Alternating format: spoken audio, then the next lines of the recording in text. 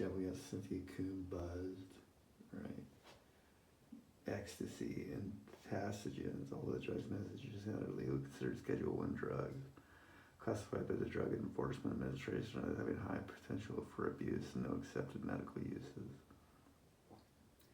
Individual drugs, methamphetamine, MDA, methamphetamine, methyl dioxyphenone, MD, and methylone.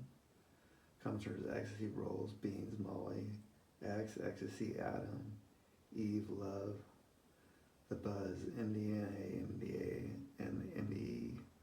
Increased heart rate, blood pressure, and body temperature improves a sense of energy and alertness like that observed after amphetamine use. See stimulus chapter. These drugs also suppress appetite. However, the effect of these drugs on moods are quite different from those caused by amphetamine. Instead of an energizing euphoria, MDA users experience a warm state of empathy and good feelings for all those around them. Overdose and other bad effects. At high doses of MDMA, users often describe jitteriness and teeth clenching that are unpleasant. MDA has caused a number of deaths when it was used in conjunction with high levels of physical activity in hot environments. At rave dance parties, death is typically a stimulant overdose, which greatly increase body temperature, hypertension, and kidney failure. Long-term damage to serotonin nerves is suggested by human and animal studies. Toxicities in MDA, MDME, and methylone are not well described, but likely quite similar. Dangerous combinations with other drugs. These drugs can be dangerous if taken in conjunction with antidepressants that are monoamine oxidase inhibitors. They can cause a dangerous or lethally increase in heart rate and blood pressure. MDMA was first made in 1912 by Merck and was patented as an intermediate in a chemical synthesis, not as often asserted as an appetite suppressant. It was never used clinically and not tested in humans until the 1950s. The first scientific study was conducted in 1953 by the Army, but the results of the study were not published until 1969. A related drug, MDA, methamphetamine, was popular with drug users in the 60s, but MDA did not return to the scene until after it was synthesized and tested by Sasha Shogun and Dave Nichols in 1978. A group of psychotherapists decided that the empathetic state produced by ecstasy be used in psychotherapy by producing a temporary state of openness that could help patients achieve insight and mutual understanding. The therapeutic benefits of MDMA were not realized, but recreational use spread quickly during the 80s. This led to that, combined with other reports of toxicity, led to its classification by the Drug Enforcement Administration as a Schedule 1 drug, a drug with no valid clinical use. Ecstasy moved quickly into the underground drug scene and was popularized through its use at underground dance parties, raves, in the United Kingdom. From there, it migrated quickly to the United States.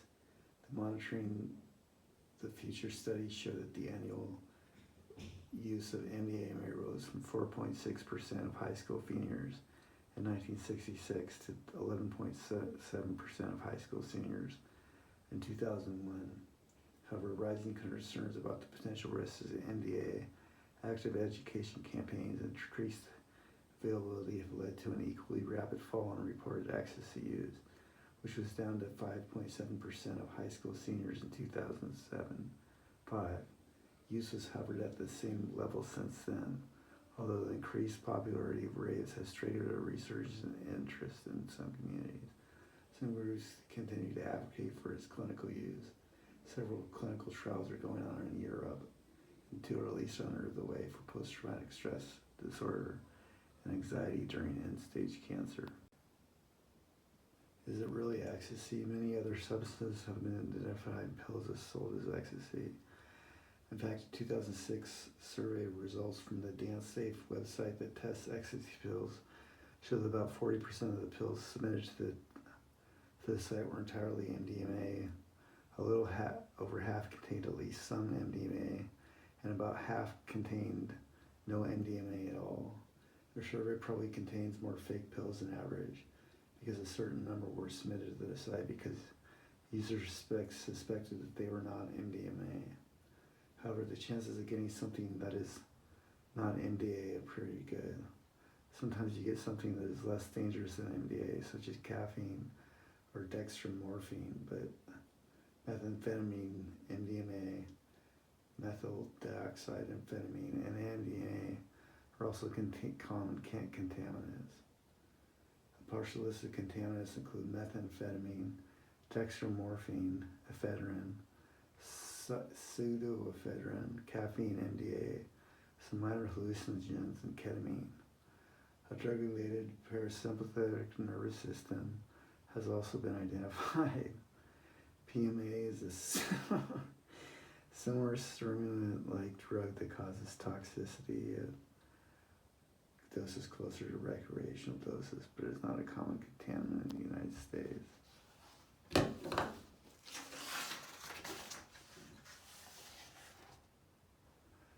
Molly is supposedly a form of MDMA that is completely 100% pure MDMA.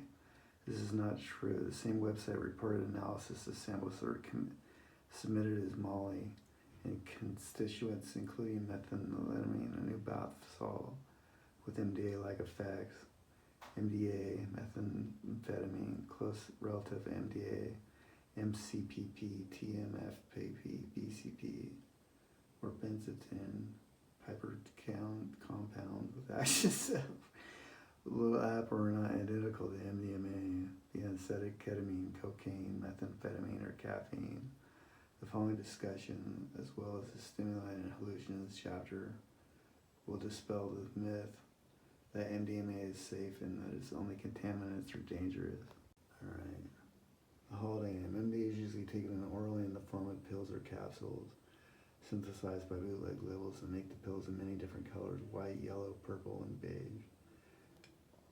MDMA, especially as Molly, is sold as a dissolve in water and then swallowed. The actual composition of pills can vary from a few milligrams up to 200 milligrams. An average dose is 100 milligrams. MDMA is well absorbed from the gastrointestinal tract, and peak levels are reached in about an hour. The effect lasts for 3 to 6 hours. What MDMA does to the brain and body. MDA users provide very consistent reports of the feelings that result from taking it. Almost all users says it creates a feeling of empathy, openness, and caring. The enhancement of positive emotion is described as a decrease in defensiveness, fear, the sense of separation from others, aggression, and obsessiveness. Our first-time user reported the effects in this way. What happens is the drug takes away all your neuroses. It takes away the fear response. You feel open, clear, loving. I can't imagine anyone being angry under its influence or feeling selfish or mean or even defensive. You have a lot of insights into yourself, real insights that stay with you after the experience, so it is over. It doesn't give you anything that isn't already there. It's not a trip. You don't lose touch with the world. You could pick up the phone, call your mother. She'd never know. It's kind of like the Enneagram or the manuscript, dude. Gail and Courtney Amoretti, dude. I decided to get high on Adderall, and I don't know. Now I can't do it anymore. I've never gotten high on ecstasy, dude. Wish I had. It's probably so. In both animals and humans, MDMA seems to cause a combination of amphetamine and hallucinogen-like effects. MDMA does not cause over hallucinations, but many people reported enhanced perception of sensory stimuli and distorted time experience while under the influence of the drug. As it causes an amphetamine-like hyperactivity in people and animals, as well as the classic signs of stimulation of the fight or flight response. For instance, heart rate and blood pressure increase in the smooth muscles of the breathing tubes.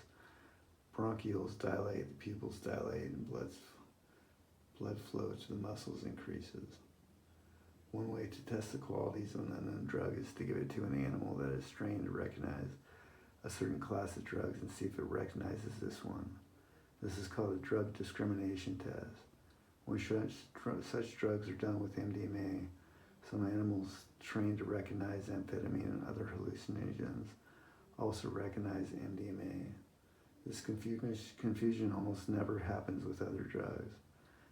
Amphetamine-like drugs are almost never confused with hallucinogens. This finding points out to the unique behavior of MDMA. People reported that MDMA decreases feelings of aggressions, and animal studies confirm this impression. MDMA has contradictory effects on sexual function. While some people report greater sensual pleasure with stimulation, other studies in animals and humans self-reported show a delay or inability to achieve orgasm. This probably explains my fascination with Adderall. You get a nice buzz, dude. It's peaceful, easy feeling. I don't know, dude.